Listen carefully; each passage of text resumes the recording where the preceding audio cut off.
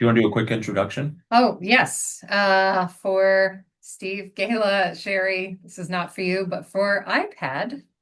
And Um, it's recording too, right? oh yes, it should be recording. Did everybody hear that it's recording? Okay, Yes. I've already forgotten. I am Charity Pomeroy, and I'm running for a 3-year assembly seat. And I am an owner of one business here in town that is seasonal. And I am this winter opening a year-round business. And yeah. I'm Andrew Cremata. This is my 30th year in Skagway. I'm getting over a cold, so if I sound weird, that's why. I got a cough drop right now too, so I don't have a coughing fit during this thing. Um, but I've served as mayor for 3 terms, running for assembly for a variety of reasons that will probably be revealed during this back and forth session. So, sure, you want to get us rolling? Sure.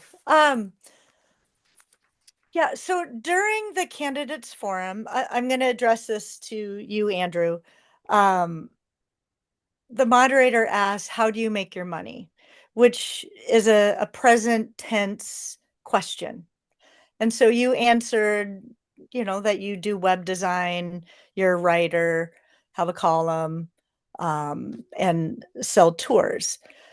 But recently you've had a position with, I believe, Global Port Holding. So I'd like to know more about whatever consulting work or lobbying work, like clear the air on what you were doing, what the nature and scope of that work was, how it, related to Skagway. I may have some follow-up questions on that, but um to me, that's important information. So first, let me clarify a couple of things you said. I Okay. do not do website design. I do website writing. Okay. So my primary source of income is from writing. It's the considerably largest portion of my income. So a lot of the writing that I do in Alaska that you would know from Alaska as a editor for Fish Alaska magazine or having a column in the newspaper, although I don't have that anymore, and maybe some other outlets there. But the money-making side of that is I do website content writing, search engine optimized content for clients all over the United States and occasionally internationally. And so I've been doing that for in the neighborhood of 20 years, since before Google was the primary search engine. And I think a lot of people are surprised by that because it's not something really people ask me about. So that's my primary source of income. Got multiple other sources of income because I actually like working. One of them I mentioned, I sell tours in the summer. I've been working for M&M Tours for I think 24 or 25 years. I love that job. I love being able to be forward facing with the tourism industry down on the docks every day. I still enjoy it. I love tourists. I like talking to them. I think that also surprises a lot of people. And I did mention during the candidate forum, I recently started doing consulting work. So I have my own consulting company. I have a business license with the state of Alaska, obviously, and with the municipality called Cremata's Consulting. And I entertain clients from small to large. One of those clients is Global Ports Holding, and the nature of the work that I do for them is research on Southeast Alaskan and other Alaskan communities that there could potentially be growth for their business. And the business they do is managing ports. So I have done some research for their interest in Skagway and Haines and other ports or possible ports within Southeast Alaska. So that's the nature of the work. If you want more specific information, I can certainly seek to provide that. I would like a little bit more clarification on the scope of the work that you did regarding Skagway and Haines with growth um, for So that business. first of all, I wouldn't say it was growth. So I think that's a misnomer. The idea is, I think as that particular client, they've been seeking to break into Alaska for a number of years. They were one of the interested parties for purchasing White Pass back in 2015. So with the information I provide them is information.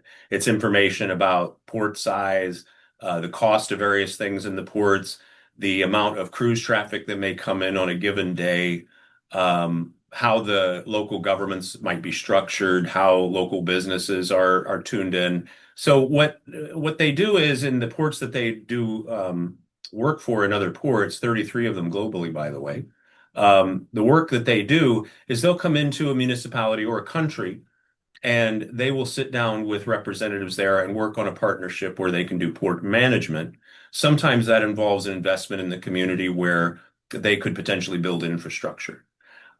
So in a place like Skagway, their interest would be eventually, much like other entities like White Pass or various cruise ships, they look for information so that if there's an opportunity for an investment where they can put some money into a community, manage a port, manage a portion of a port, manage uplands, whatever it might be, they can see a return on that investment over time.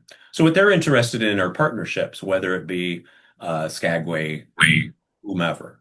And so the majority of the work that I've done for them has actually been Haynes based. And so I've been gone over to Haynes and had discussions with business leaders and some of the elected representatives and did some research on their docs and supply them with that information. So there's been a little bit of research gathering here in Skagway and supplying that information in various reports. That's the scope of the work. So information provider is probably the best way to put it. Did you have other, do you mind follow up? No, I'm fine. I got nothing to hide, Sherry. Okay, no, I'm curious about this. Did you have other cruise lines or cruise related businesses reaching out, working with you? Because I remember during the cruise boom presentation at Brewco, you said that, even though you're not mayor anymore, you're still getting, cruise lines that are reaching out, trying to get information and all this. That specific instance was Disney. You were speaking with a Disney like exec. I'm not sure what the position was, but about movement of visitors and such. Was that a client? No, I do not have any cruise ship companies as clients. Okay. Thank you.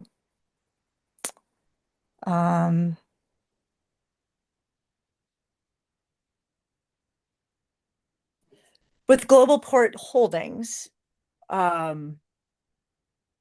is that an entity that you would foresee as a candidate to replace Cruise Line Agencies of Alaska?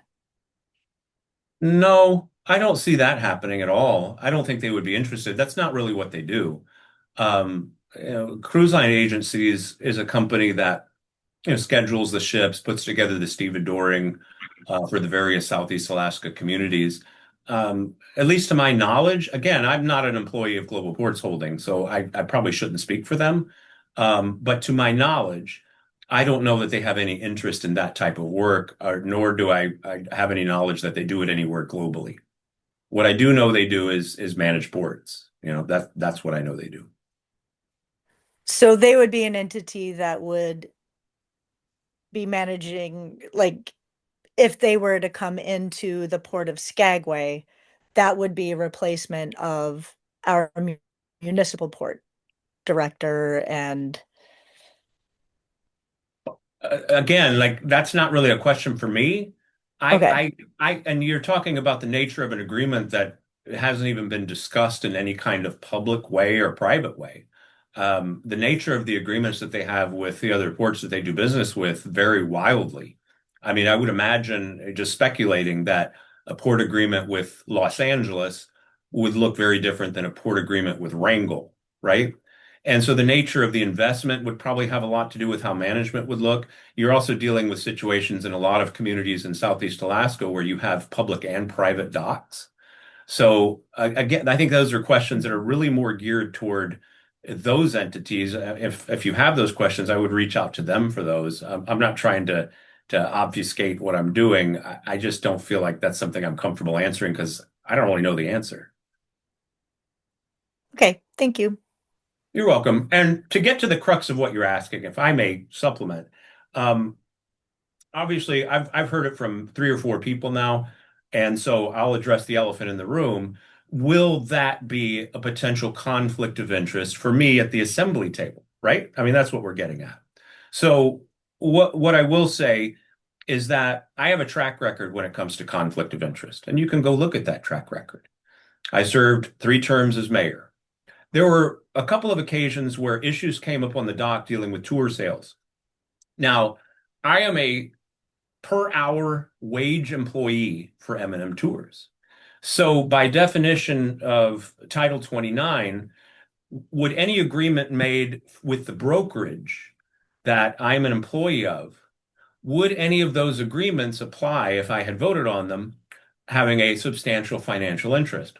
I would argue no. And the reason why is I'm not going to get paid more or less per hour based on whether or not the owners of M&M Tours have an agreement with the municipality for the brokerage, right? So I didn't have to recuse myself. I recused myself because I thought it was really important for the mayor of a small town to never give anyone the perception of a conflict of interest. So that's where I stand on issues of conflict of interest. I think if there's a perception of conflict of interest, that needs to be weighed.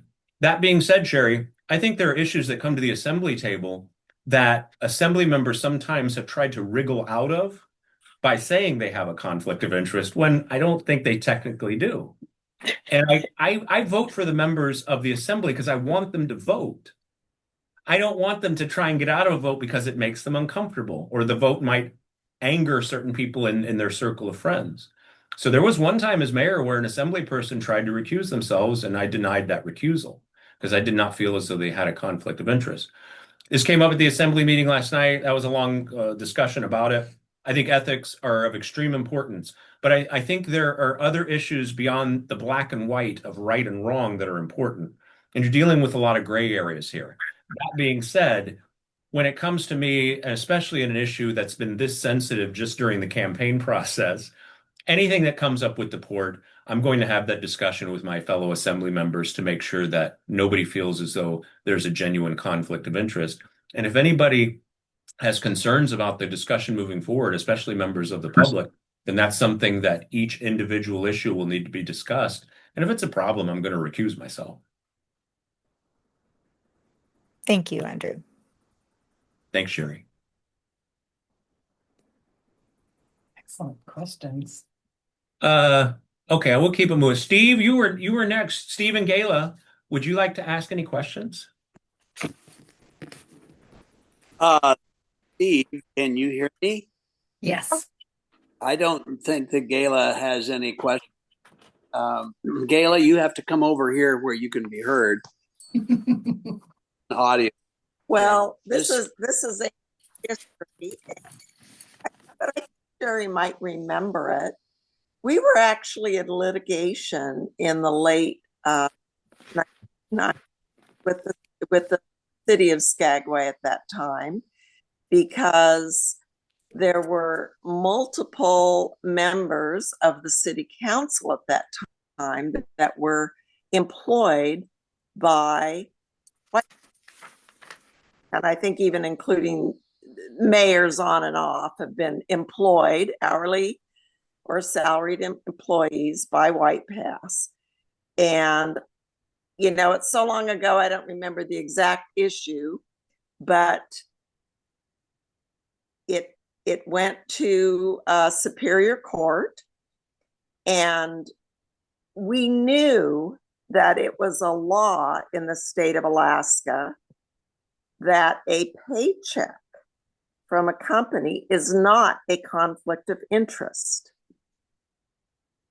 And White Pass, for decades, and their employees controlled the city council at various points in time. It ebbed and flowed. We knew politically, having attended, you know, almost every assembly meeting in that town, my husband from the 70s and me from the early 80s, that the day that the lease would expire down there was coming.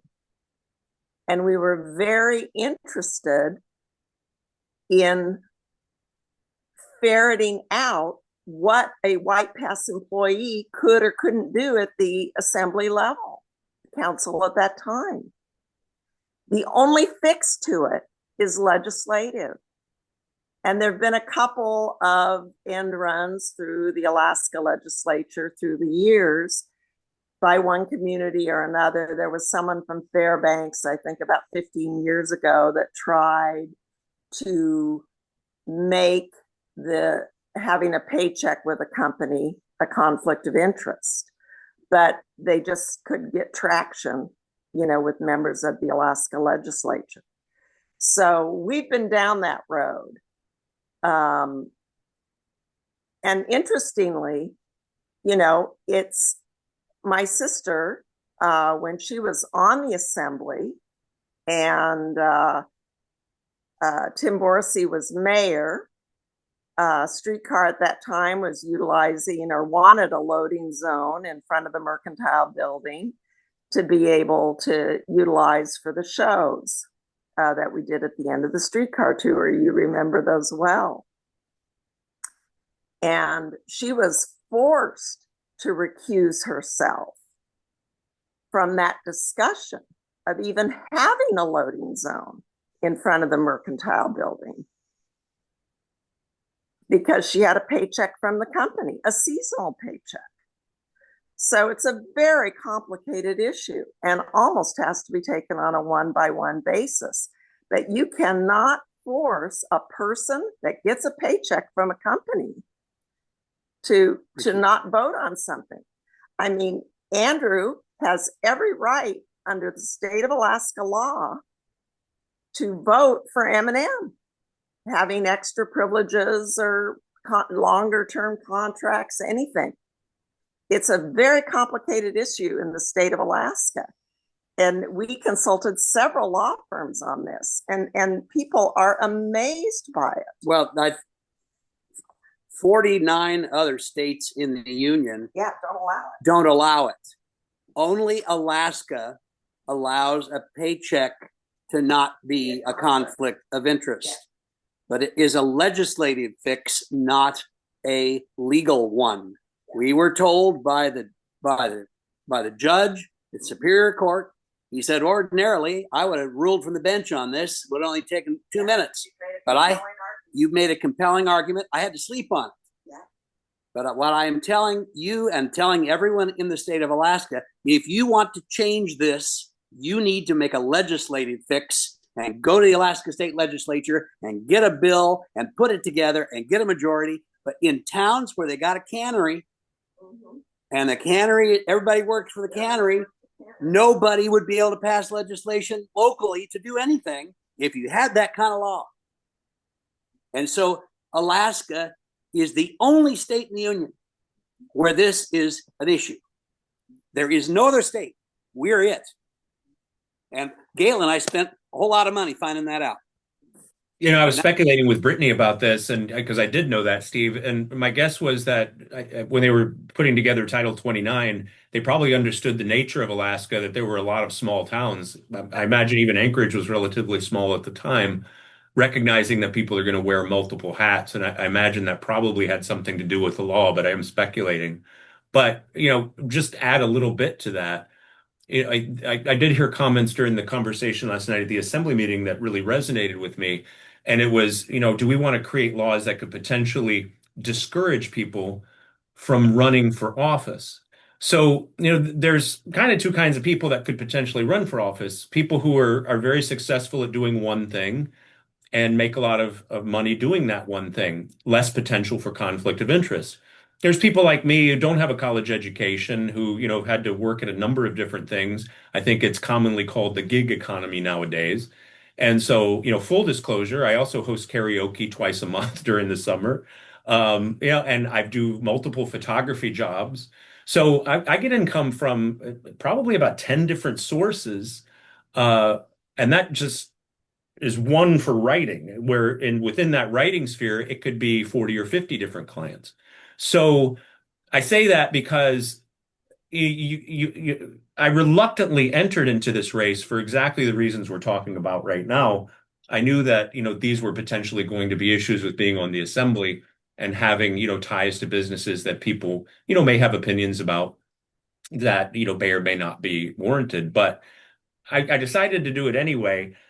I think it's important to recognize that a lot of people in this day and age do get their income from multiple sources.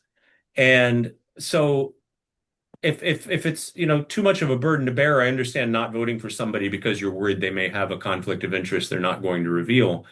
But I do think you have to take into account the person's character and the fact that if you discourage people from running and weaponize the idea of ethics or conflict of interest, you're going to severely limit who you have at the table. And to be blunt about it, it's probably going to be people in upper income brackets. So I don't say that to be critical of the question. I think it's a very fair question, especially for me, and I'm more than happy to answer it.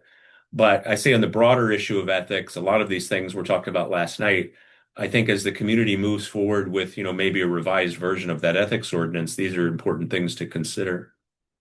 Did you have any ideas about it too? I know you're a big on board with ethics Yeah. Oh my God. It is the document itself obviously is not done. I think I do like the idea of starting from a very simple place and then adding as needed. And I think that really is the only way to build a true ethics document that does not prohibit people unnecessarily. I think if somebody has a significant, and you have to define for every community that you have, and any sort of entity that you have, what the term significant financial interest is.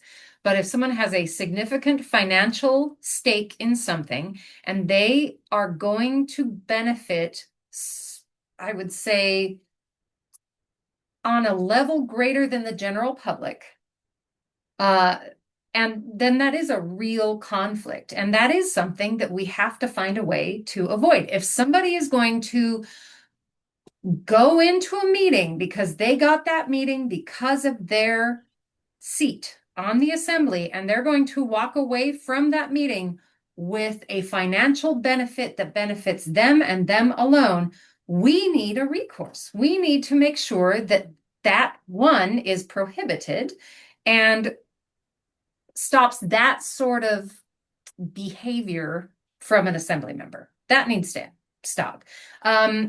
There does have to be a way, say, for one major company to, I guess, stack the deck and then play that deck and have the ability to play that deck. Because in our town, White Pass isn't our only company. We have plenty of companies. We have plenty of people representing on the assembly, and we always should. It should be a broad swath of our community on the assembly. But if that isn't the case, if somehow, and I know that it has been an intentional push in the past, especially when it came to control of the port, to try to stack that deck, we do have to have recourse. We do have to have the ability to stop that overbalanced hand.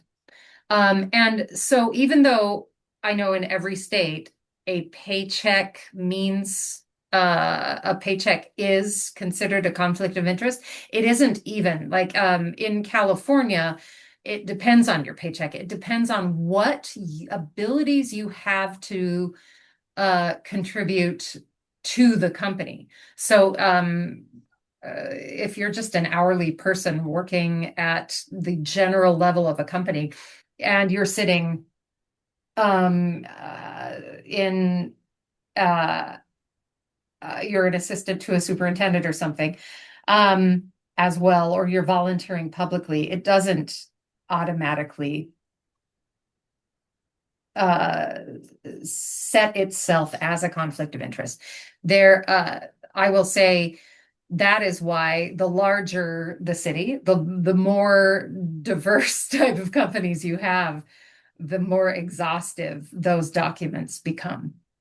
And I've always worked in those settings. I think Skagway to me becomes much more fascinating situation to develop an ethics code, because we are nothing like San Francisco or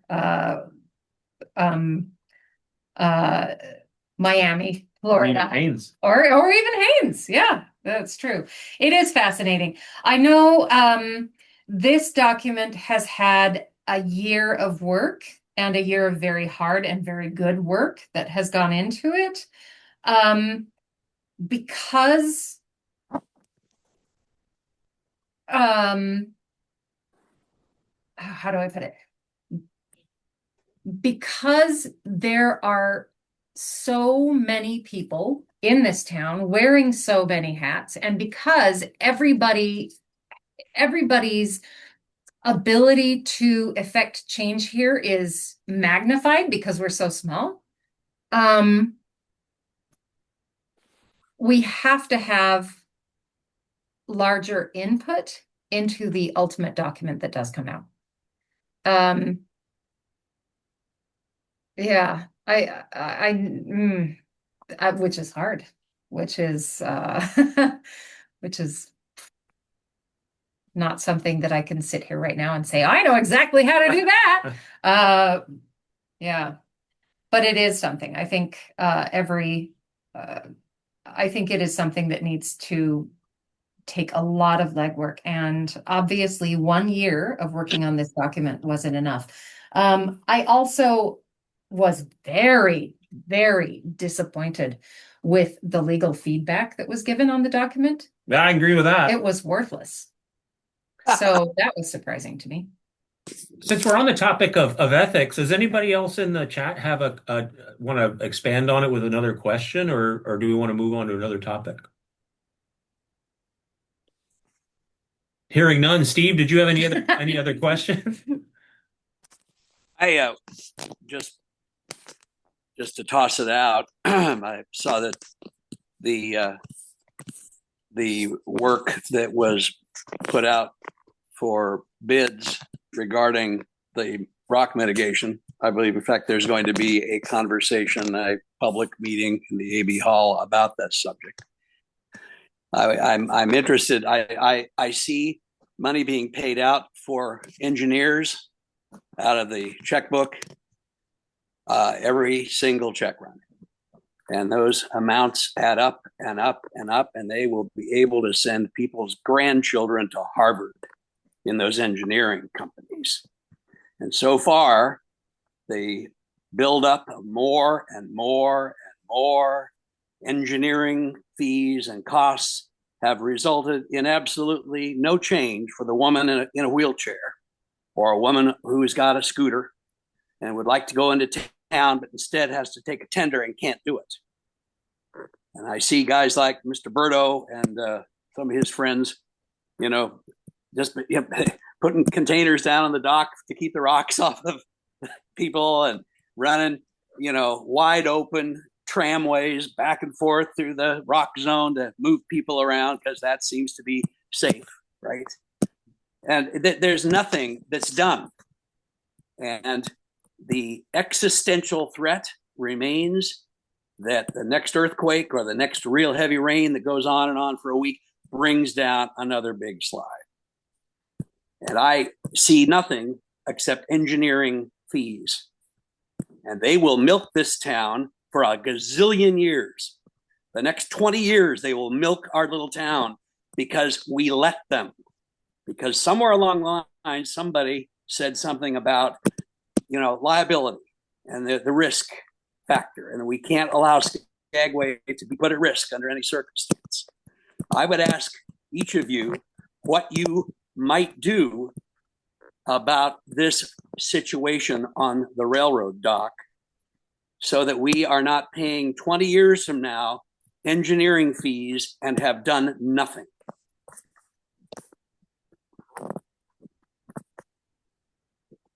I find, ooh, I'm gonna be burned at the stake.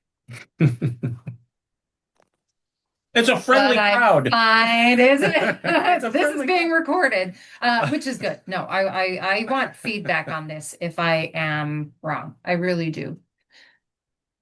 But I find it interesting that we are doing everything financially in our power to protect something that belongs to a private business and the public is paying for it. Protect it from Mother Nature. It's not protecting it from the municipality. I don't see any court that would hold the municipality liable for an act of God damaging that dock. I don't know. I'm not a lawyer, so I could be wrong there. I have always wondered why we have only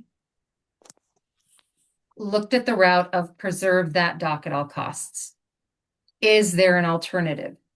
And with the amount of money that has, I mean, we do have to do something because that whole mountainside coming down could cause catastrophic, I imagine, wave to go over the town. Wave's not possible. They did research on it, but the downhill damage is substantial.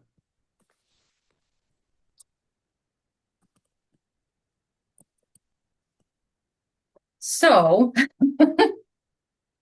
okay, the downhill damage is substantial to The infrastructure and the small boat harbor. the small boat harbor. Yeah, that is something I would want to. But is there a different way of, I don't know. There is. There is a different way.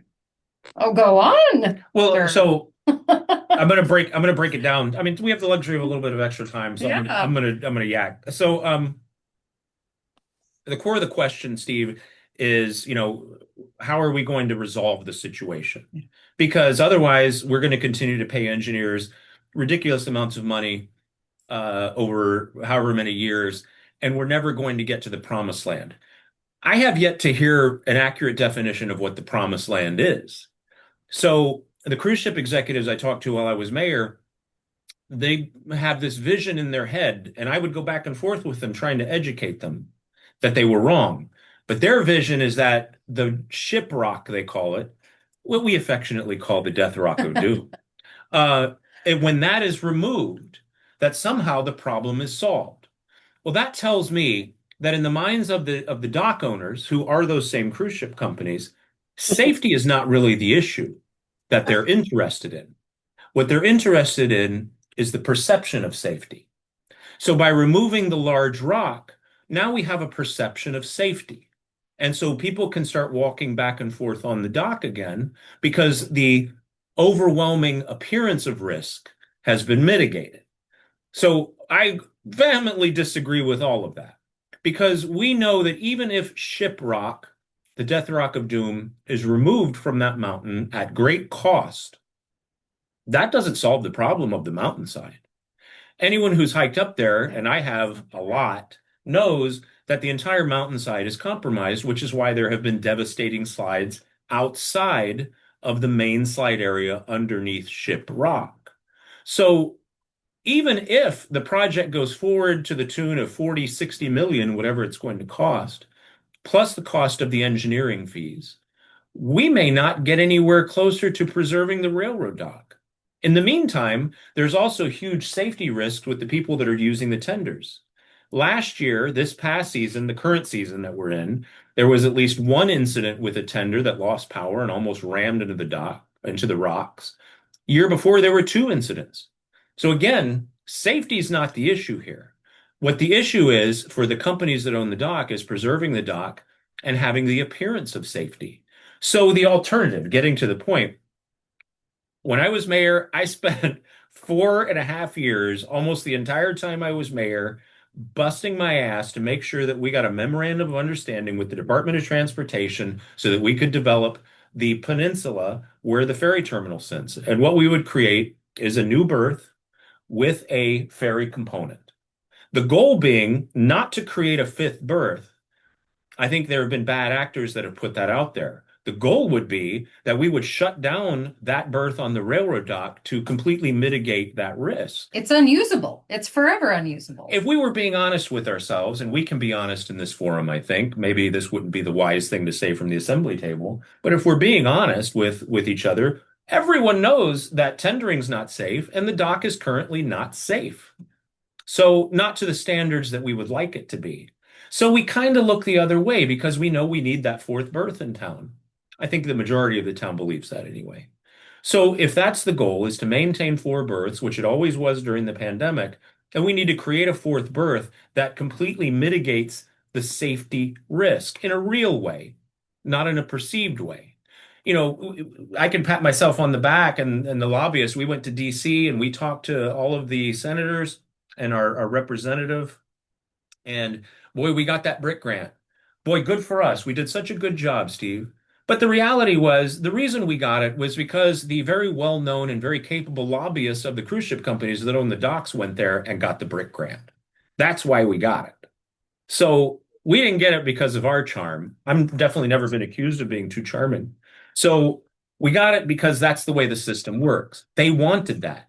When we look at the math on this, Steve, over the course of the next 10 years, the math of the project, the other damage, the collateral damage of building a road, destroying the habitat that the people love and adore in this town of the Lower Lake to get equipment up there.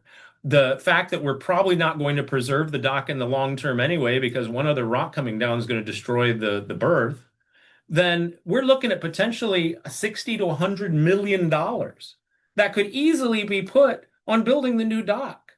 Unfortunately, since my time as mayor, nobody has followed up on the MOU with DOT. I think that needs to be revisited. And believe me, if I get elected, it's going to be revisited immediately. And I'm hoping that the mayor is on board with that so that we can start working on that project. But I'm in 100% agreement. I see those numbers, the money going out to engineers, and the fact that I hear all these conversations, oh, we need to think outside of the box. Well, let's start thinking outside of the box then and get away from the box that's literally under a giant rock that could crush all of our spirits. So I got passionate about that too, Steve.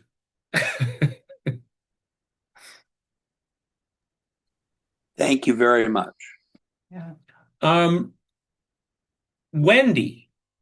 Wendy, do you have any questions for Charity or I? For those of you who have joined us, you can ask us both questions or one of us questions. We're here to serve. Sure. Yeah. I listened to your interviews on KHNS, and both of you mentioned that you felt that it wasn't so much that Skagway had a over tourism issue, it's that we had a people management issue, and particularly with the congestion on Broadway, the lower portion. If you were to be elected, what solutions would you bring forth to help alleviate that congestion? I truly believe that this is not something that we can figure out on our own. I think that we would need to bring an outside consultant to help design better traffic patterns, because I'm not an expert in that. I can do that in a small retail shop, and that's about it. I mean, I know dumb, tiny tricks, but yeah, I think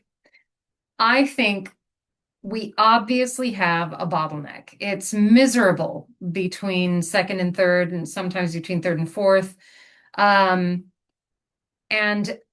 sometimes when it's miserable down there, we have big gaps with nobody between fifth and sixth, and seventh. So obviously what we have right now is not being managed correctly, and therefore we can't get real stats. We can't get real data on capacity, if that makes sense. Yeah. Does that answer your question Yes, thank you. from me? I would say, I mentioned this. I think there are multiple factors to this, and I wouldn't say it's a black and white issue exactly. So I don't want you to have that perception, Wendy, from stuff that was said. I definitely, I go downtown. There are times of the day where there are arguably too many people, and that's these are questions when it comes to tourism oversaturation, pedestrian oversaturation of the downtown core. These are conversations the community needs to have.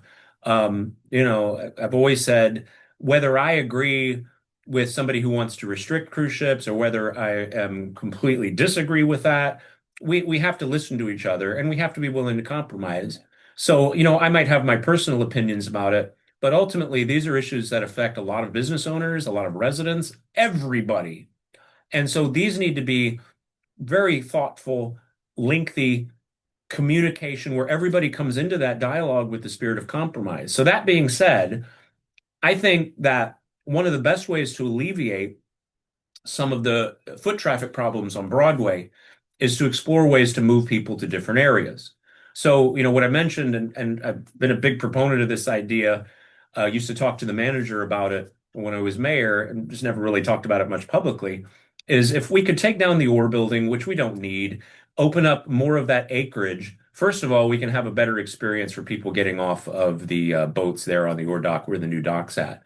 More importantly, we could create a new small incubator style business. And now we're solving two problems.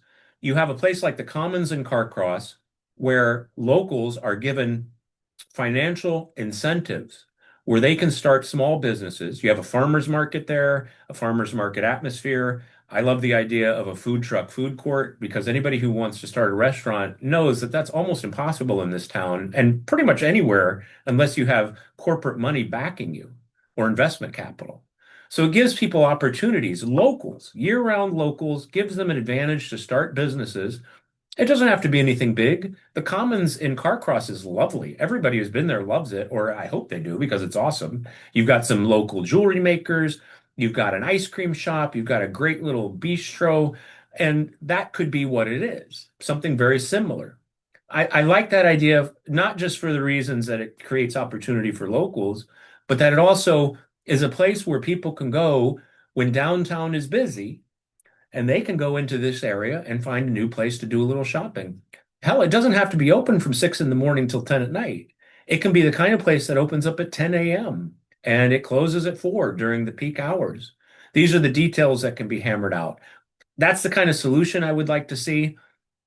I will say this, whether you're for restricting the amount of cruise ship passengers, pro no cruise ship day, whatever it might be, I tend to live more in the realm of what can we accomplish and what is the community going to support. I think if you put a petition out and you had people sign it, much like what happened in Juneau, you're going to have a hard time convincing 51% of voters to vote against their financial interests in regard to having a no cruise ship day or trying to roll back the current level of cruise ship numbers. Fortunately, I think if you're in that mindset, there is a bottleneck, and that is the four-berth bottleneck, and that's where we've been. And I think the general consensus of the assembly is we can't really handle anymore because the waste treatment facility can't handle it. There's infrastructure needs that are pressing that, quite frankly, we're not going to be able to pay for. I don't think the sales tax increase is going to pass, so they're going to be on the back burner for a while and maybe permanently. So I think we need to talk about what we can and can't do from a factual standpoint. I do think we can look at ways of managing foot traffic better. And I really like Charity's idea too of bringing somebody in who is an expert at it and paying them to do it.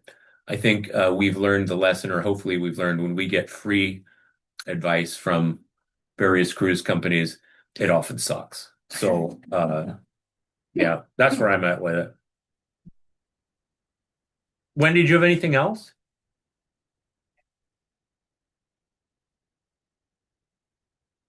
Did we lose Wendy?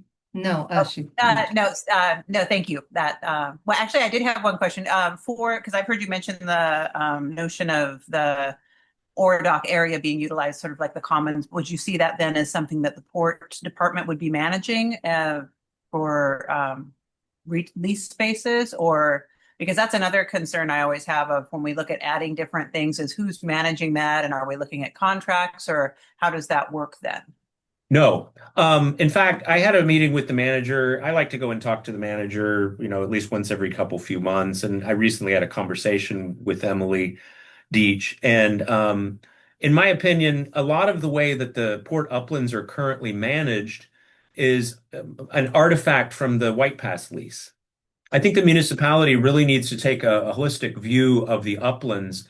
I think the port department should be focused on ports and harbors, small boat harbor, the port, the docks, and some of the uplands. But I think we need to look at those uplands and we need to figure out, should we have maybe a sub-department or a separate department managing it? Or maybe it's just a lot of some rezoning that may need to happen in those areas. I was a big proponent of the municipality taking over the port. And in my mind, and in what I articulated, it was going to give locals opportunity. And by taking over the port and it's owned by the locals and the residents of this community, well, so, you might have a business idea and you want to open a business and maybe potentially put it down on the dock. The way it's currently structured, you can't. Would have to go, the assembly would have to decide that they want that business down there, and then it would have to go to RFP. So some Yahoo could actually take your business idea because they underbid you and so that's not promoting free enterprise. It's not promoting local business interest. So I think we need to take a really large holistic view of it. Absolutely no, I would not want the port department, which is already understaffed, taking over any more responsibility down there, other than maybe having their office housing down in that area. But a commons, I would like to see less responsibility on that department as opposed to more. I totally agree with that. It's a whole other beast. Oh man, that gives me a question. Yeah. Can I ask a question? Sure, why not? Do you see that the uplands as being the only viable spot in your mind for that? I know Caitlin No. came up with a whole plan for the Pius 10 area for a very similar thing. I think, and that was like more for the farmers market, right? Right. And I think if you're looking at alleviating foot traffic, that's probably not the best location, just because I don't think you're going to get a lot of tourists. I mean, hell, they forget their passport and they're 100 feet from the boat. They don't want to walk I know, to get that's it, true. right? So I do think it needs to be somewhere. I mean, are people from the railroad dock going to go over to that area? They will. Because people who go to the ore dock come around to go to Fish Company. They've heard good things about it, or to Salty Siren. So, yeah, that foot traffic will move around. People will get better at moving around. There's a million other ideas for foot traffic, but We have the smart bus. I love the idea of getting rid of the eyesore of that building and dealing with the contamination. It's also going to be very expensive. And again, I think we need some better representation at the assembly table, because Ada left us with all that infrastructure, and why a lawsuit hasn't been pursued, I'm not understanding. So I think we need some.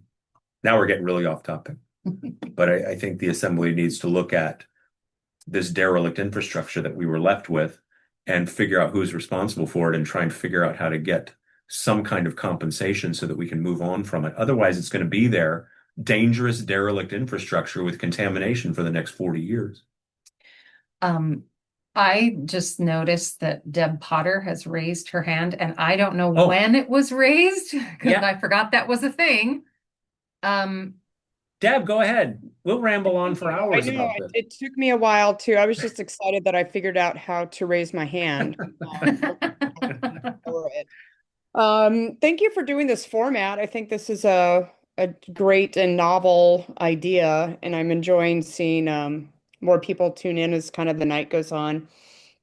I have a question that I would like both of you to answer. There's been quite the spirited interaction on a Skagway bulletin board post today, where in regards to the proposed, which is going to be on the ballot this Tuesday, sales tax increase. In this post that says, I will quote, more taxes aren't the answer. Trying to solve mismanagement with more taxes only adds the burden on residents and businesses. Preceding that accuses the assembly of basically mismanaging funds. And so I think my question for both of you is, do you think funds have been mismanaged? And moving forward, how do you see improvements being made in the management of our sales tax income? Wait, hang on. Repeat the very end of that last sentence. How do you see? I'm just looking to see how if you both agree with this post, how do you feel that that funds have been mismanaged by the assembly? And I guess maybe can you just comment on if that statement resonates with you?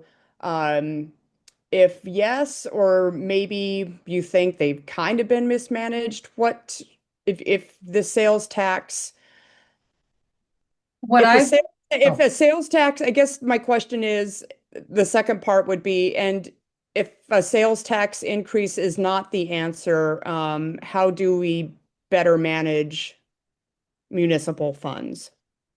Is that rambly and less clear? No, that was much better. No, I mean, Rambly, yes, but more clear. um, so I think a major issue that we have here in Skagway and that we will always have is we have a close to volunteer government. We have people who have to make a living within such a short period of time. And that time has now extended into the budget cycle. And it would be ideal for everybody to have the 65 hours a week to truly comb through the financials of everything for every budget cycle. And ideally, we go through everything with a fine-tooth comb. But I can understand that not happening. I can understand it, especially since the end of the season can be, for some people, the heaviest part of their workload. So I don't think I would come on to a page and say it's been totally mismanaged. Oh well, as a way of blaming anyone in the past. But I will say, I know there has been a lot of comment about what has been brought forward to the assembly not being granular, being looking at just the higher level expenditures and not being even given things that are broken down. I think if citizens feel something is mismanaged, the best thing that they can do is say, here is the specific thing I think is being mismanaged. Here are the specific expenses that are bloated. Why is this needed? Because I think, I mean, hopefully everyone on the assembly is going to pore over all of the financials. I know for me, I love looking at line items and I love numbers. But I don't blame anyone who doesn't and doesn't, that isn't their wheelhouse, perhaps. But anyway, that was a long, rambling response. But what I'm getting at is, if this sales tax increase passes, it makes an avenue for us with that handicap to move forward more easily on all of the services and projects that we already have on the docket. If it doesn't pass, and it is not looking likely, we are going to have to go through our budget and make cuts and find that money elsewhere.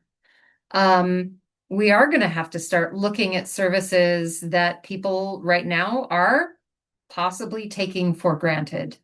And I think there are the same people who are going to vote against this tax increase, who would down the line lose their minds when certain items are no longer affordable to the municipality. So I think we have a big issue here in Skagway where the communication between the assembly and the greater general public is broken. People are not hearing what's happening at assembly meetings. People are not, there's a breakdown in that communication. And I think it's something that we need to work on so that we can have greater input from the public. We can have greater comprehension of what really is necessary in the budget and what isn't. Boy, that was a long, convoluted answer to a very big, convoluted issue. I thought it was a good answer. As far as the letter goes, obviously you were paraphrasing, but it sounds like somebody wrote a letter to prod somebody's emotions into not voting for the tax increase. So successful. Unfortunately, my brain works. I'm a sucker for detail. So if you're not a sucker for detail, and let's face it, most of the people having a conversation in the lines of what that letter is asserting, and they're not given to nuance. That's a bar conversation. It's a coffee shop conversation, an after church conversation. Assembly bad. Okay. But what does mismanagement mean? So that's the first thing I would ask. It's a pretty broad word, right? It's obviously just gets you fired up. You say, oh, well, they're mismanaging it. But what would proper management be? So I have to assume, you make an assumption that mismanagement, they're under the impression that the municipality has enough money and that the assembly is choosing to spend it in a way that isn't in the best interests of the community. That's what I'm assuming from that comment. So you have to break that down. Is the municipality getting enough money? Well, we have a list of needs and we have a list of wants, like any other community, but we're also a very wealthy community. And because of being so wealthy, maybe we've gotten a little bit spoiled. And right now we're seeing, not just inflation, but a devaluation of the dollar. They said, I just read it was 11% over the past year, and they're estimating 10% over the next year. You have this disconnect that's growing between people who are year-round locals who feel like more and more of their resources are being used to support industry, and they're not seeing a benefit from that. I partially disagree with that, actually, mostly disagree with that. When you build an $80 million dock, everybody benefits from that because the alternative of not having the dock means that people are going to move away and there's going to be a bunch of businesses that close. So even infrastructure supports, what is needed. In answer to your question, getting all of that out of the way and setting a framework for this kind of a discussion, I personally feel over the last two budget cycles that the Assembly has made choices that I personally have not been in support of. I've been vocal about those. I don't know who wrote the letter, so were they vocal? Did they go to the meetings? There's 3 work sessions, there's 3 assembly meetings. You can go and you can actually go talk to your assembly members. They will all talk to you. So I think the assembly members who I've spoken with, which is the majority, they understand, where I've been concerned about how money is spent. So now let's go back to that original discussion. If the assembly does have enough money, according to the person who wrote this letter, and they're not spending it wisely, well, the first place I would look to cut money, because if we're losing grant money and we're short, Steve brought it up. Why are we spending money to fix a dock? I know people are going to say, well, there was a $5 passenger head fee increase, $5 per head, that's going to, pay for that or part of the brick grant or whatever it might be. Yes, but there's also taxpayer resources that have to be used for staff to support those things. So I would immediately say, well, we're not going to pursue that anymore. Second thing I would look at is other things that are tourism related that are wants and not needs. Not to pick on anything specific, but I think you could look at something like a dock ambassador, for example. And you could say, well, how many are hired? There's like 8 of them down there. They get X amount of dollars. You do the math in your head. Maybe that's about $400,000 or $500,000 that you can cut. Now there's no interface between the municipality and the guests that are coming off the cruise ships. And then you start looking at other places to cut. Obviously, I'm not going to be pro increasing property tax because I don't think there's enough money there. Even if you increase the mill rate 4 or 5 mils, it's not going to offset these kind of losses. You have to look at where to cut. So if we're cutting, I don't want to cut full-time employees. I don't want to cut wages for those full-time employees. I would say you have to put on a hiring restriction. I would say that you have to look at putting all capital projects on the back burner, and you have to start looking at services that may no longer be available. What those are, I mean, that's the detail, right? So again, I think the sales tax increase is going to fail. I did not vote for the first two. I said this at the candidate forum. I am voting for this one.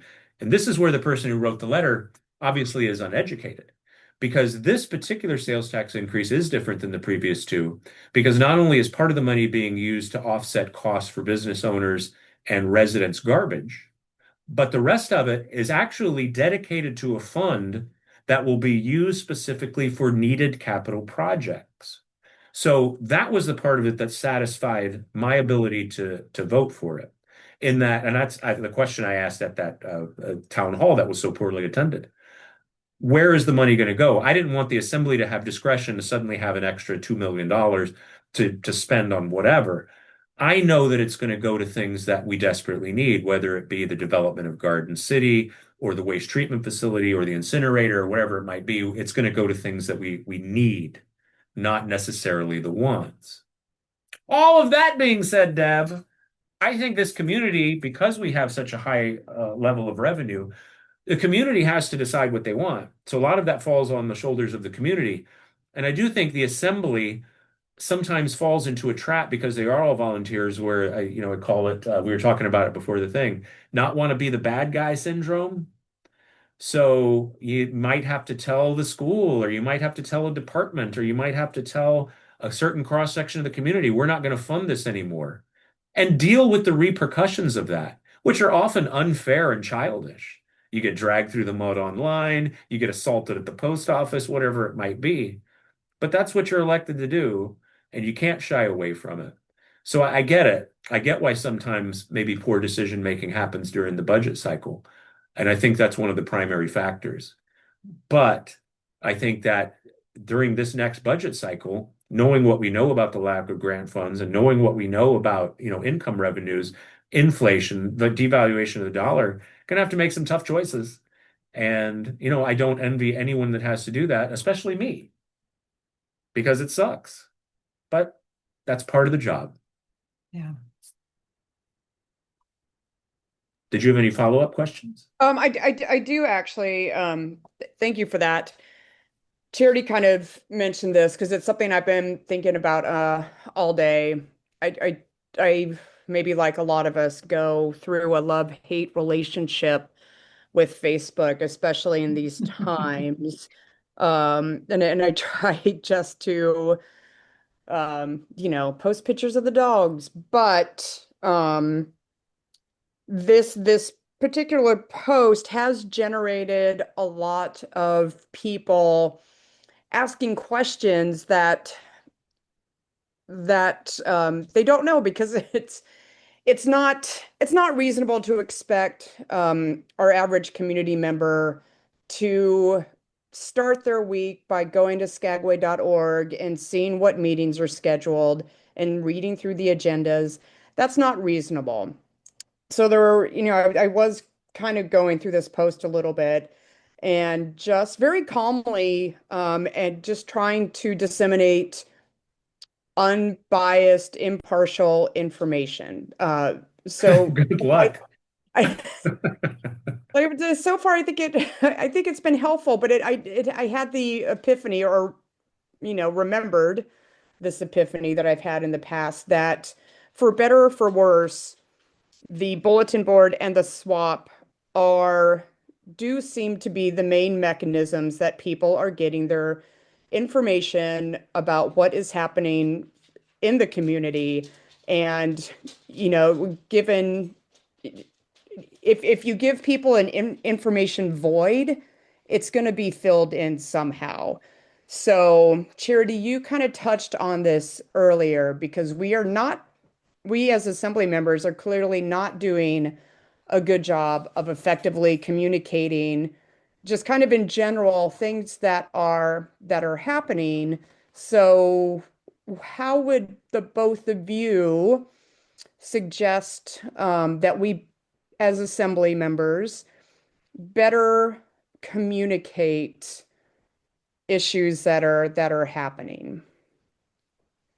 I think, unfortunately, even though I absolutely hate this, I think our world has moved online. When I am looking to see if there's anything for sale, I do not go look at the bulletin board at the post office anymore. I go to the Skagway bulletin board. And so I truly think there needs to be an online presence from the assembly, one that does not break any Open Meetings Act, any portions of the Open Meetings Act. But there has to be an online presence. You see every politician everywhere else. Oh, I hate that word. I just recoiled at my own, You're about my to be own one. speech. I'm gonna withdraw right this second. But every politician now has to have their own page where they are communicating. They are having to speak and take the input. I mean, we are seeing this with our own state representatives, our federal representatives, where they are having to, not having to, they are speaking publicly, some of them, and then having to take whatever input comes from that.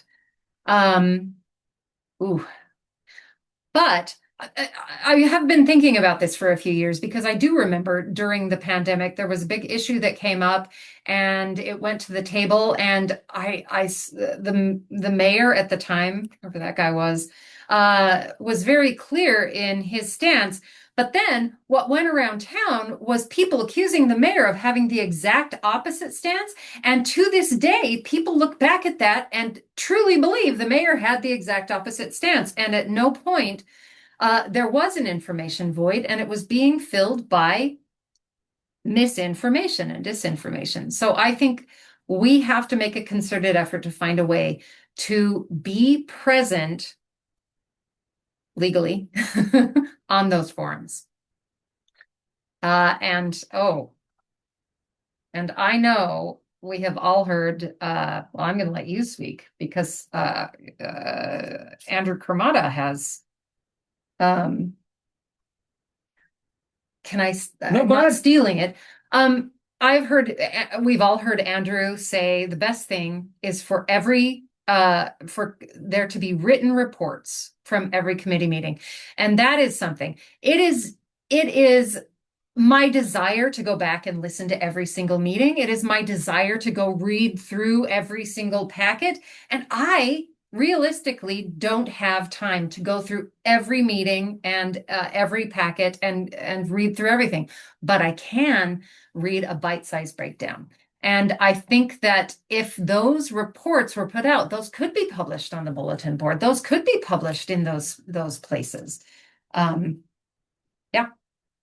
So yeah, and enlarging on that, if I'm elected, you're supposed to say when I'm elected. When I'm elected, I'm going to write a report for whatever committee I'm on and chair of. I like reports. I like them. I like having a general consensus. I know when I was mayor and I was trying to stay up to speed on what was happening in all the committees, oftentimes I could read the minutes, but reading the minutes is oftentimes pointless because you need some flavor. Yeah. And, I would have to go talk to the chairs of each committee to try and get an idea of what was going on.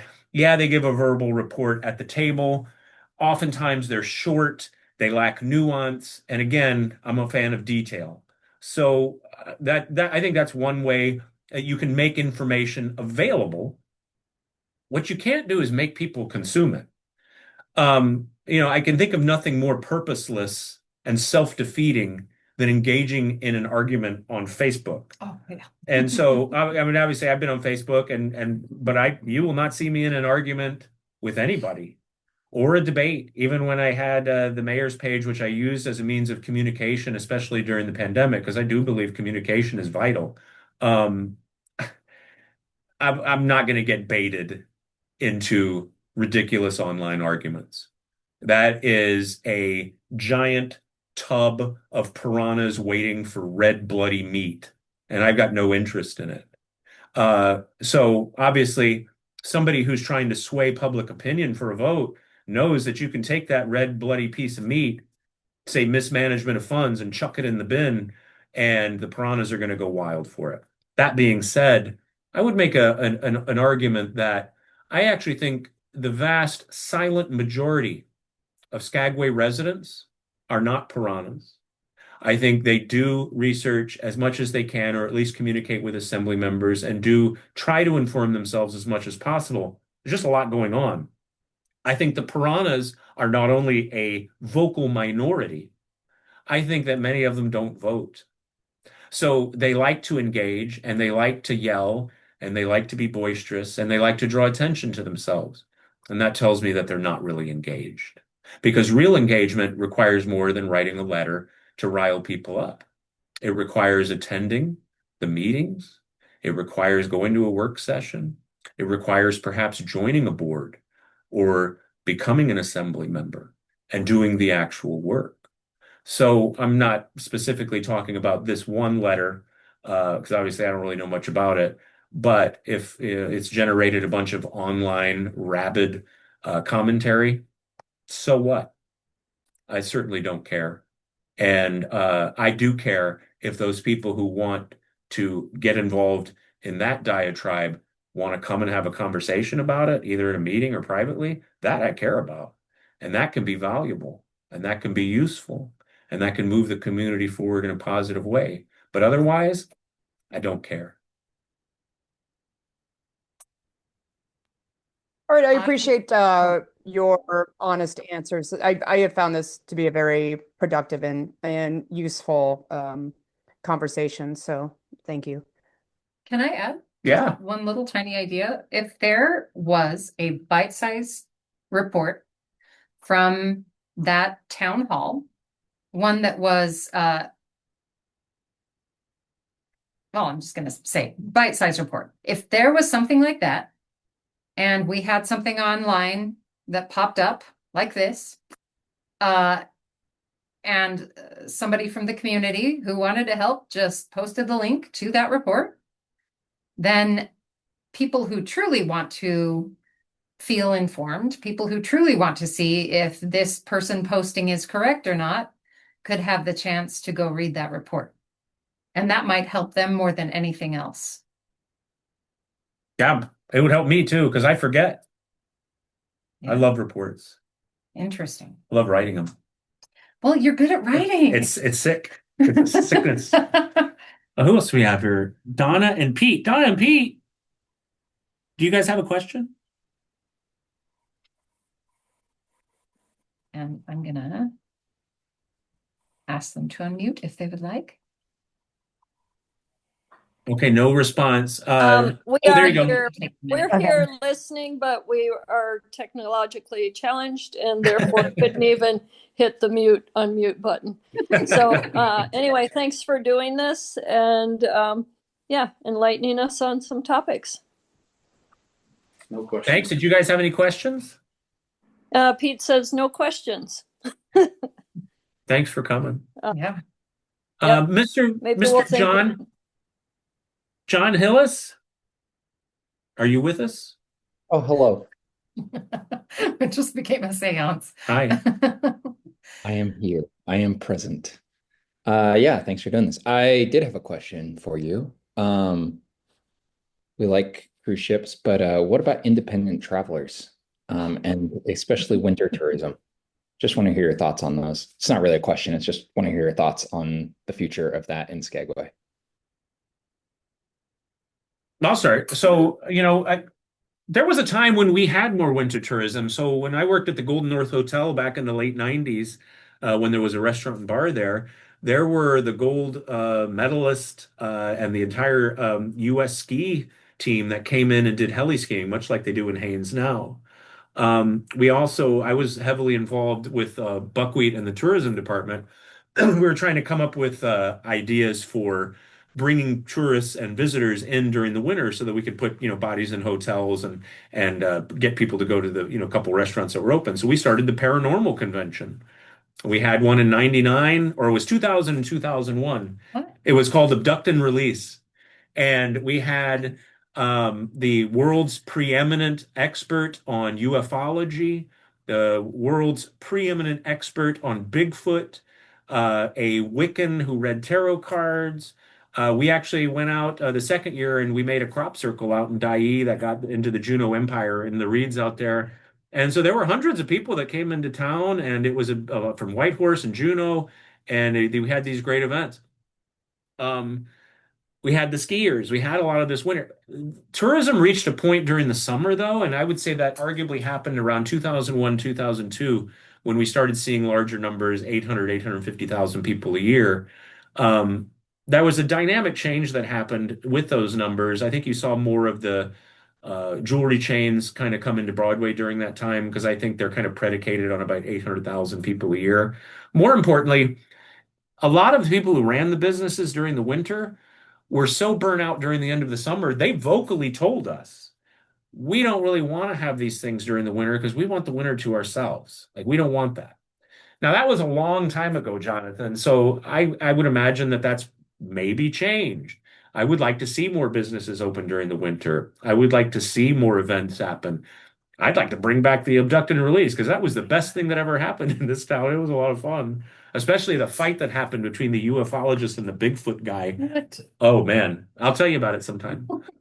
We need a whole separate meeting for this. Yeah, I need to hear all about that. it was great. I still got a t-shirt somewhere. So that being said, these things were organized via the tourism department, and there was an active part of the tourism department's job description was trying to get people to come here during the winter for tourism. So I think, when we're looking at the budget process, maybe look at how much money and how much effort and time is being dedicated to trying to encourage that kind of business. And that's going to start with outreach to the local business owners to see who, A, can be open.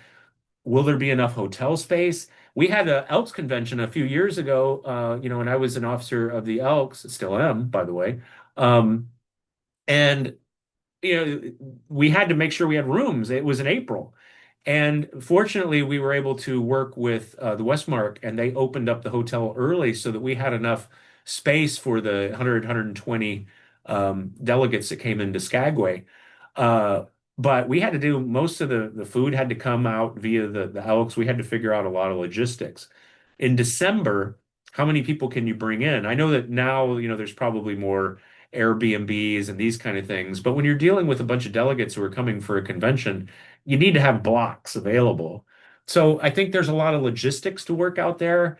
That's something that can be partially handled through the tourism department. But I think there also needs to be a bit of an upwelling from year-round business owners who are open during the winter months, who are interested in that kind of thing so that we can understand how we can expand it.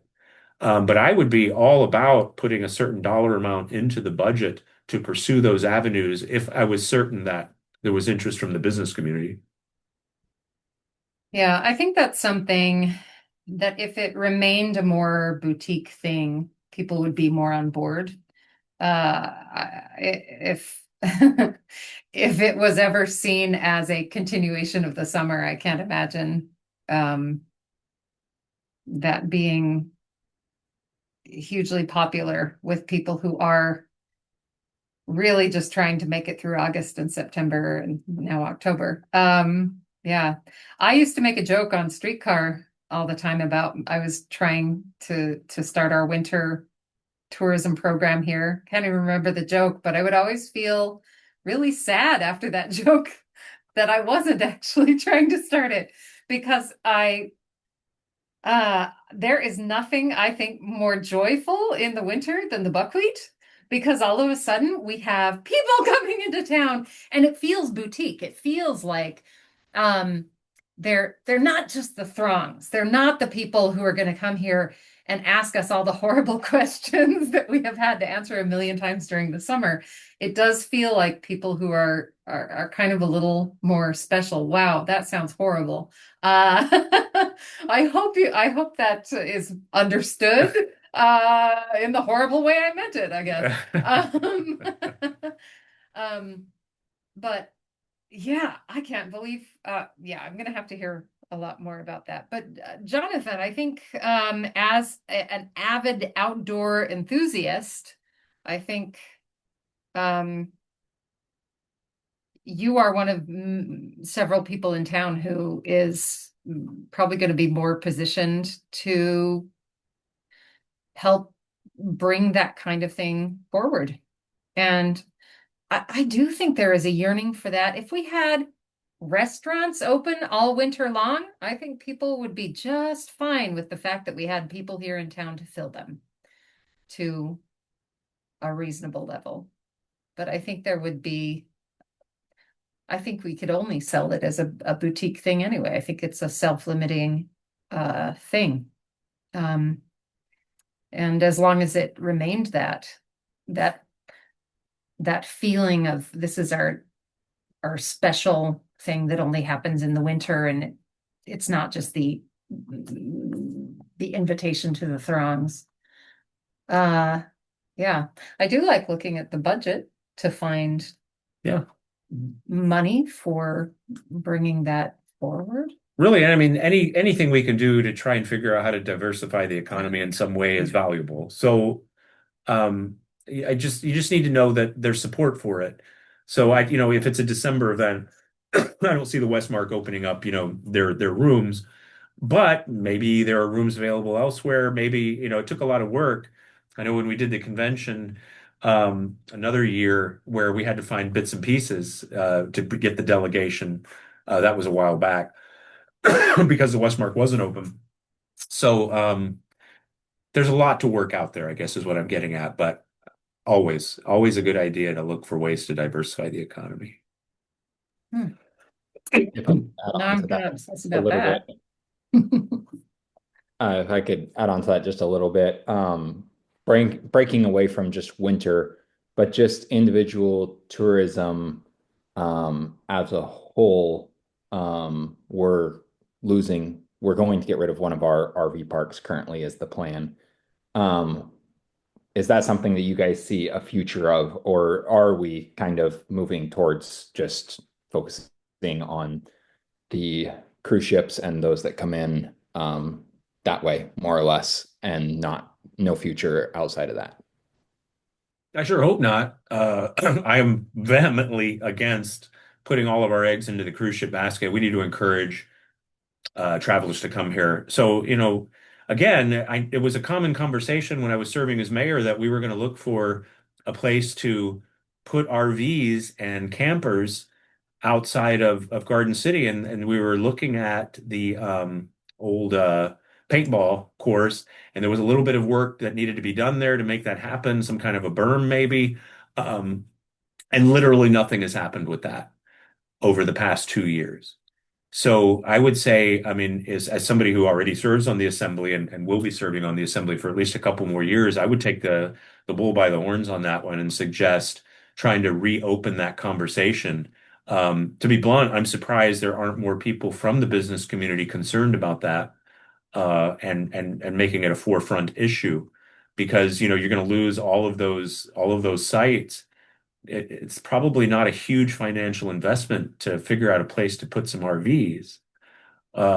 So I don't understand why that conversation stopped.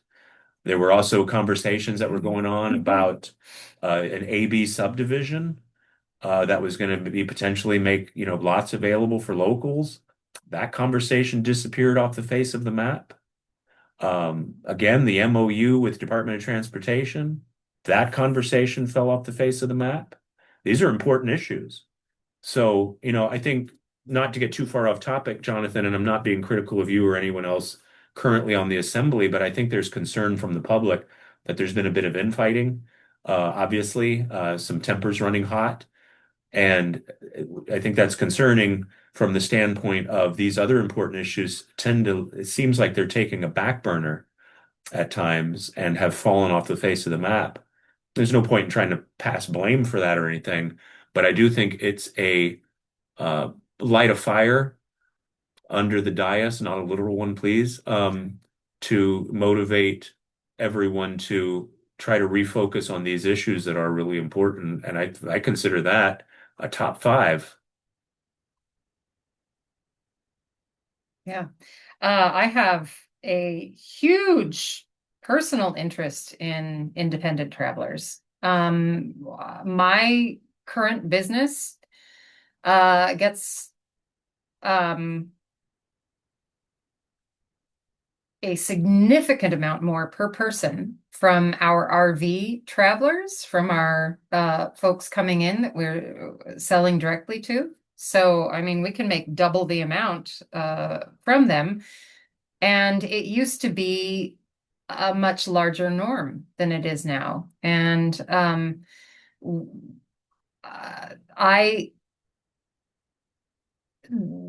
I also know that independent travelers they're here longer, they have more of an interest in the town, and they just spend more. And I feel like we need to fight as hard as we possibly can to not only retain them, but to see how we can grow them. And we've always felt that. I think everybody has felt that. That is one thing that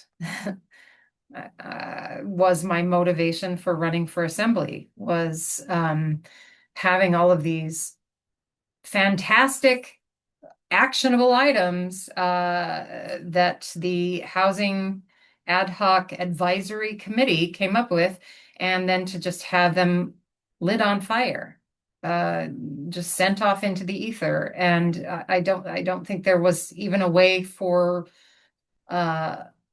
what we put forward to come to fruition or to truly go to the assembly, because it just was it was a ball that was dropped so hard. But there were actionable items that could make building an RV park easier, less expensive, less of a major project, at least in the short run, and something that we could do in phases. And we identified multiple areas where that could take place.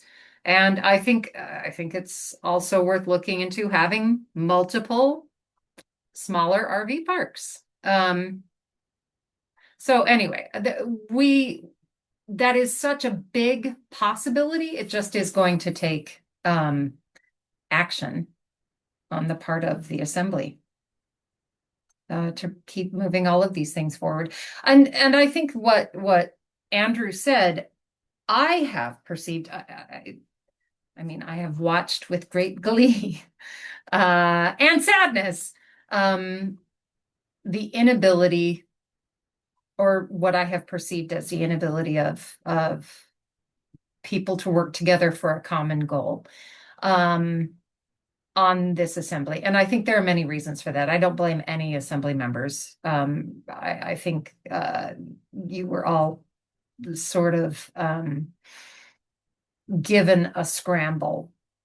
But I am hoping to move forward with people who are willing to work together on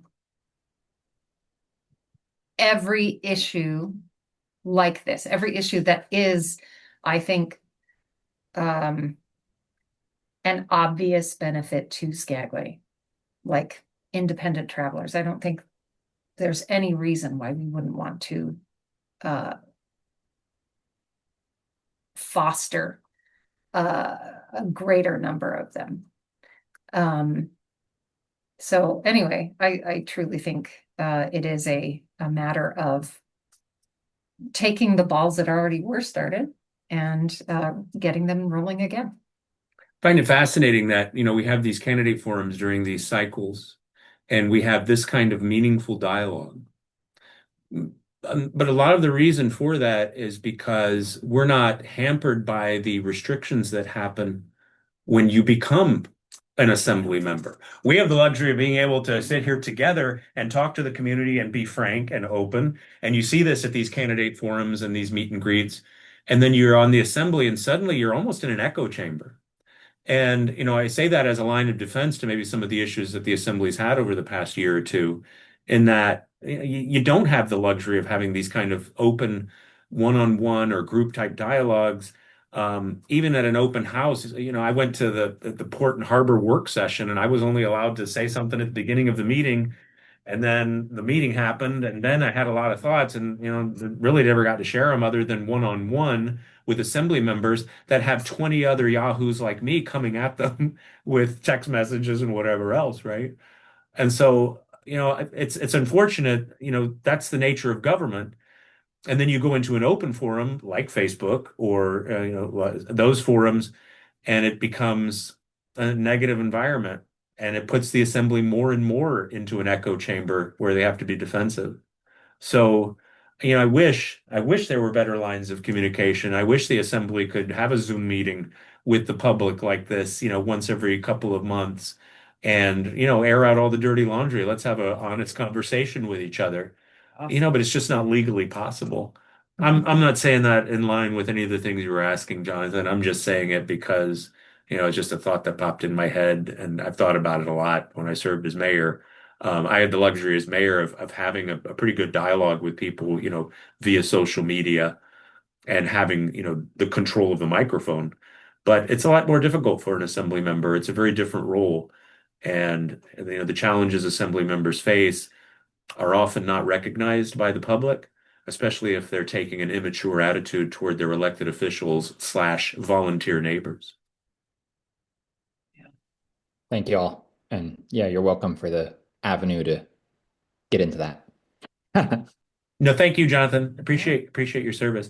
So I don't see anybody else new that joined. Does anybody have any Well, follow-up questions or anything? Donna and Pete have a great question Oh, cool. in the chat. How do you feel about closing off Broadway during the cruise ship season? If you don't mind, I'd love to answer this first. Roll with it. I love walkable spaces. Absolutely love them. And yet I see too many issues in our town with closing down Broadway and making it a walkable only space. How do people get across it in vehicles? How do we get items to and from the hardware store? What do we do with the extraordinary number of people who do not have adequate mobility devices to get themselves around? And I have an ADA, a tour that's billed as an ADA tour. And I worked for many years with a company that had people with extraordinary mobility issues. And I think walkable, creating a space that is not open to vehicles causes an extreme exclusion of those people. So closing off Broadway during the cruise ship season, I just don't see it as a net benefit to the travelers here in Skagway. And I don't see it as a net benefit to the business owners who are hoping to get everybody, including the significant number of people with mobility issues who do not have adequate mobility devices to get them more than maybe a block at a time. So that keeps them out of our local businesses. It keeps them, I think it would completely end any traffic for them above Second or Third Avenue. So yeah, I'm not in favor unless somebody could show me a plan that doesn't exclude that significant number of people and doesn't make life very difficult for the people living here to get all of the goods that they need at the hardware store and get those goods home. I mean, for example,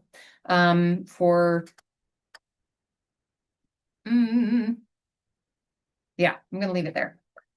I have yet to hear a closed Broadway plan or conceive of one that's even feasible. So it's not something emotionally you hear about it and you go, wow, that sounds like a great idea. But then you start again getting into the detail of it. And the detail of it is, well, you have to keep Fifth Avenue open, you have to keep Second Avenue open. Now, what if you're a business owner north of Fifth Avenue, which we're sitting in right now? Well, you're screwed. So, you know, again, I like to deal in things that can happen, and I just don't see this as ever being something realistic that the people of Skagway are going to be for. I do like it when it's closed for the 4th of July. I think that's a cool environment. When we had the president's visit a couple years ago from Royal Caribbean, it was closed off, and that was a cool atmosphere.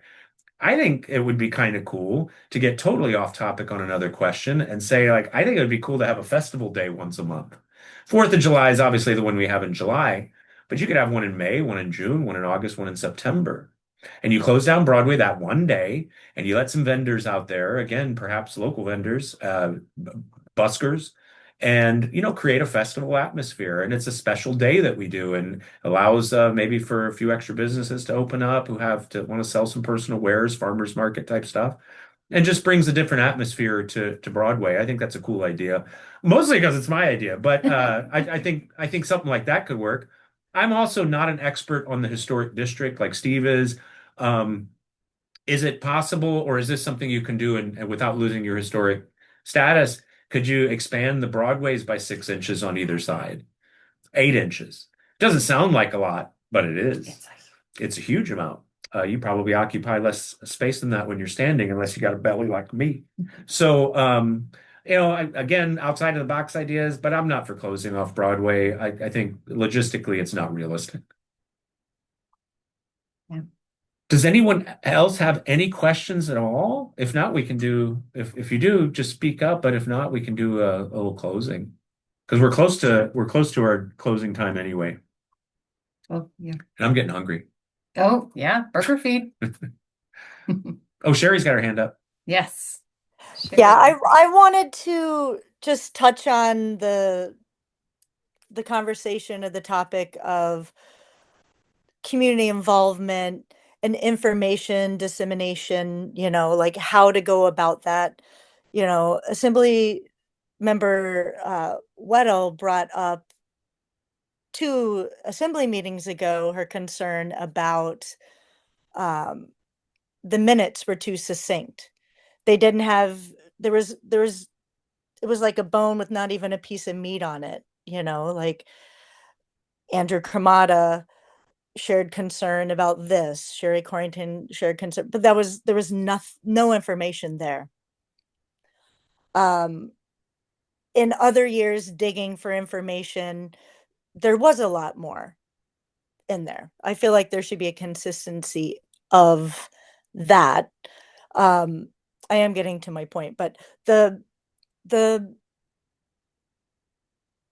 recent shift in correspondence rules that a citizen can only write a correspondence for the packet for the assembly meeting if it's based on the agenda, something on the agenda.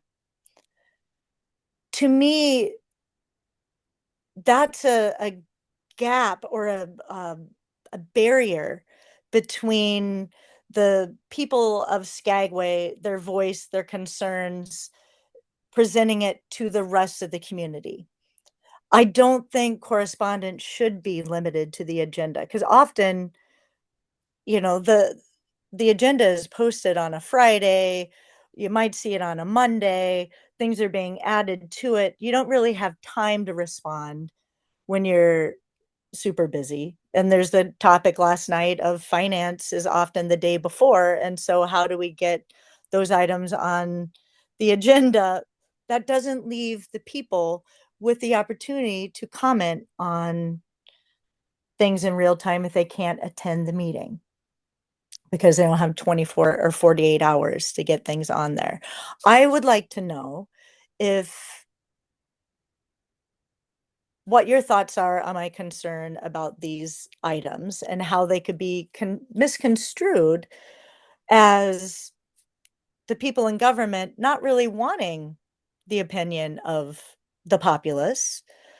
I've been a big proponent in town halls and saying we have a big issue with tourism capacity, and have been saying, let's have town halls. Let's have the opportunity for the people to speak up, and let's hash this out from all sides. And nothing has happened. So I'll just leave it at that. I think you know where I'm coming from at this point, and would like to hear both of your opinions on that. Yeah, well, that I think is a huge thing. I think I know I used to religiously read all the correspondence. That was my favorite thing to read in the packet.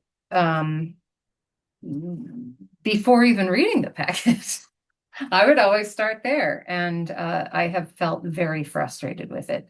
I do understand the concerns that led to this current state, but I don't think that we have come to a compromise, and I think there is one. And I know I could be wrong, but I think there has to be a way.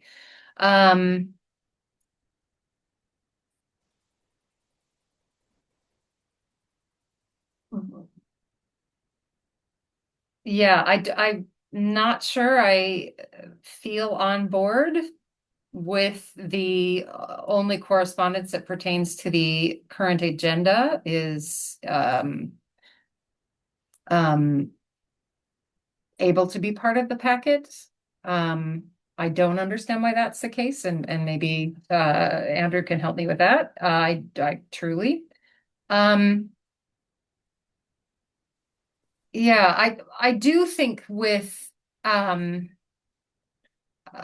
minutes being bare boned, I know for myself, if I'm looking up a topic and the minutes don't give me what I need, at least I know it happened at that point in a meeting, and then I can go to the meeting and go to that point and see what the person said and see if it's useful. I know that does add an extra step, but it is one I'm willing to take.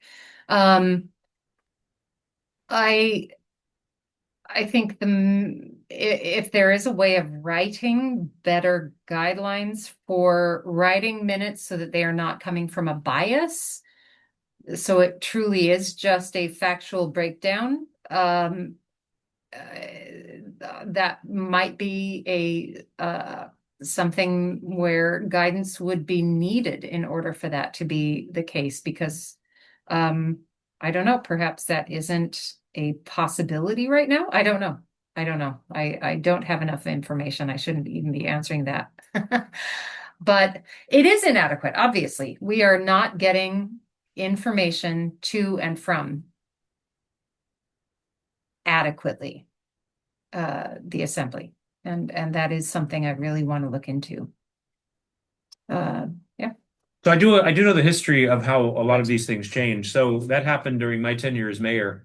The clerk uh, went most recent training, and they get specialized clerks training at Alaska Municipal League. And out of that training, they came back with a couple of things. One was the thing with the minutes about making them, a little more succinct. And the other was that, correspondence needed to be germane to the agenda and that you needed to have a deadline because, the logistics of trying to tell the clerk's office to put letters in at the last second is not realistic because they're preparing for the meeting. So the assembly supported all of that at the time, specifically the issues involving correspondence. And a lot of that reasoning, at least, and I certainly can't speak for every member of the assembly, but I supported it as well. And my support came from an attorney recommendation. The attorney backed that exact approach. Since then, and especially since my departure as mayor, I have done a 180 on that particular issue. I think that all correspondence should be allowed into the packet, whether or not it's germane to the agenda. And I'm glad you brought it up because it's going to be one of the first things I bring up at the assembly table, and so that we can move away from that. But I do think, Sherry, you need to be realistic with deadlines because the clerk's office is extremely busy leading up to meetings. There's often a lot of things that go into the packet, a day or two before the meeting because of attorney reviews or whatever it might be. So I think there at least needs to be at least minimum 48-hour window to getting that correspondence in. Now, that doesn't mean if the correspondence gets in there, the day of the meeting, it can be in the next packet. So it'll still be published. It'll still be something that's available to the public. It just won't make it in for that particular packet. I actually think 72 hours is probably better. I just know how much work the clerk's office does leading into a meeting. But that's open to debate. I do think that needs to be fixed. I think that it will encourage more healthy dialogue. And I will be 100% honest that I was wrong. And it's one of those scenarios where elected officials sometimes need to break away from attorney recommendations because they are just recommendations. And, and there were numerous times, as mayor that I did, go against attorney recommendation, but that should have been another one. I was wrong. As far as, what was the other issue with, the minutes. So I listened to all the meetings, same as you.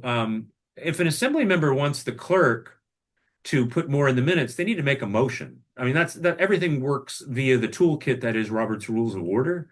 So saying, hey, I'd like more of this, and then not following that up with some kind of policy change, whether it be in the form of a resolution or even just a motion, I think that could have been done during mayor and assembly discussion items. I would like to make a motion that we encourage the clerk. The clerk is the only municipal employee that works for the assembly.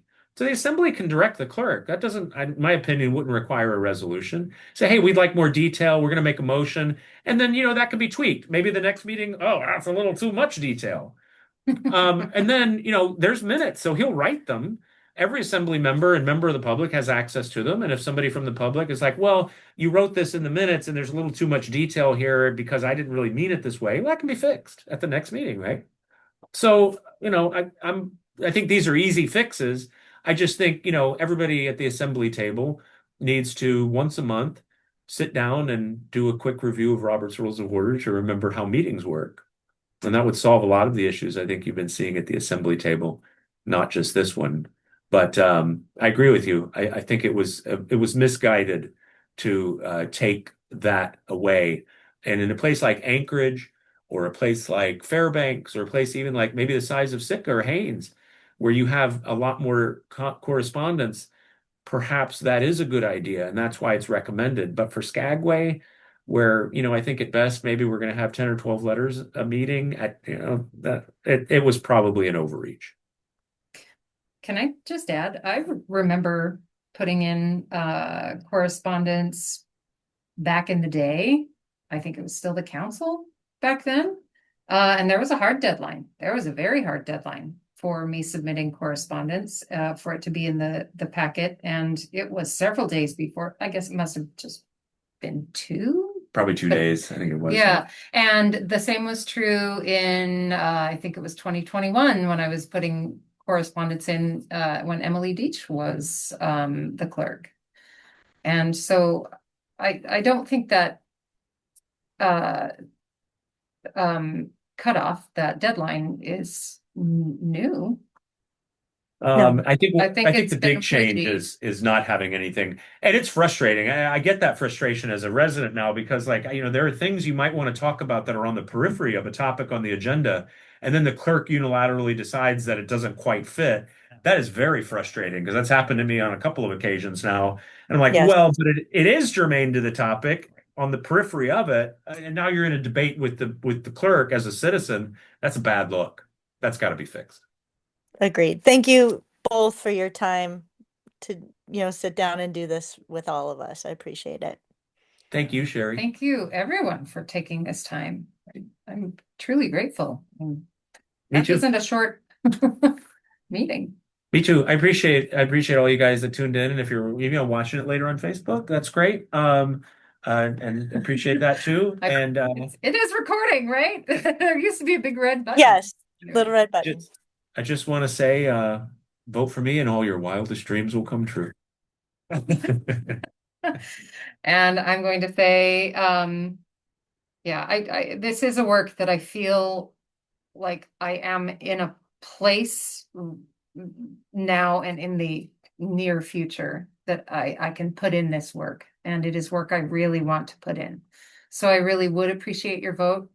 And if you end up not voting for me, and if I end up not making the assembly, I will breathe a big sigh of relief because it'll be less work for me. But I do actually have a desire to put in the work right now for it. So I would appreciate your vote. And the assembly needs new blood, so I'm going to campaign for charity. The last thing we want to do is keep having the same people in. I think you reach a point, everybody who serves reaches a point where you get diminishing returns. So, bring in the new people with fresh ideas, who want to be, agents of change in this community or agents of finding solutions. You get jaded soon enough at the table if you allow that. But, as long as your optimism is running wild, you can be a big force for change. So, whether you're voting for me or not, please vote for charity. Get new people on there. All right. Awesome. Thanks, you. guys.